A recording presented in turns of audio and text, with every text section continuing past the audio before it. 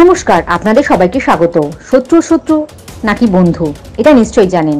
আর ভারত এখন এই কাজটাই করছে বেশ কিছু বছর থেকে। একদম চীনের নাকের ডগায় মিসাইল বসালো ভারত। বছরের শুরুতে কূটনৈতিক এবং সামরিক ক্ষেত্রে গুরুত্বপূর্ণ নজির স্থাপন করলো ভারত। এই প্রসঙ্গে জানিয়ে রাখি যে চীনকে খোঁটাসা করতে ইতিমধ্যেই ভারত ফিলিপিন্সের সঙ্গে সামরিক চুক্তি স্বাক্ষরিত করেছে। সেই চুক্তিতে ফিলিপিন্সে ব্রহ্মোস ক্ষেপণাস্ত্র রপ্তানির বিষয়টিও রয়েছে। এমতাবস্থায় শুক্রবার সকালে প্রথম দফায় ফিলিপিন্সে পৌঁছালো ব্রহ্মোস ক্ষেপণাস্ত্র। প্রসঙ্গত উল্লেখ্য যে ব্রহ্মোস পৃথিবীর দ্রুততম সুপারসোনিক ক্ষেপণাস্ত্র হিসাবে বিবেচিত হয়। ভারতের ডিআরডিও এবং রাশিয়া যৌথভাবে ব্রহ্মোস তৈরি করলেও ব্রহ্মোসের 85% ভারতেরই তৈরি। এদিকে স্বাভাবিকভাবে ফিলিপিন্সের সঙ্গে এই চুক্তির ফলে ভারতের সামরিক সরঞ্জাম রপ্তানিতেও বৃদ্ধি দেখা গিয়েছে।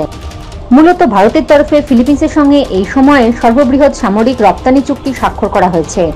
এমতাবস্থায় শুক্রবার ফিলিপিন্স পেয়ে গেল ভারতের ব্রহ্মোস ক্ষেপণাস্ত্র। জানা গিয়েছে যে ভারতীয় বায়ুসেনার IAF-C-17 বিমানের মাধ্যমে ফিলিপিন্সে ক্ষেপণাস্ত্র পাঠানো হয়েছে। গভীর রাতে নাগপুর থেকে রওনা দেয়া বায়ুসেনার ওই বিমান শুক্রবার ভোরেই ফিলিপিন্সের রাজধানী ম্যানিলায় পৌঁছে গিয়েছে। যদিও সঙ্গে 3টি সাধারণ বিমানও থাকবে, যেগুলিতে অন্যান্য সামরিক সরঞ্জাম সহ ব্রহ্মোস ক্ষেপণাস্ত্রের সহায়ক যন্ত্রাংশ থাকবে বলেও জানা গিয়েছে।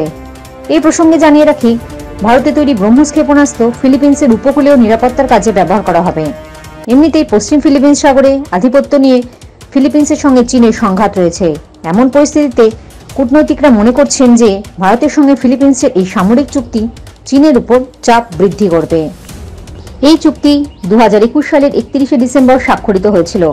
পাশাপাশি এই সামরিক চুক্তির খরচ হল মোট 2700 কোটি টাকা, যেটির মাধ্যমে ফিলিপিন্সে 290 কিলোমিটার পাল্লার ক্ষেপণাস্ত্র প্রযুক্তি কিনেছে।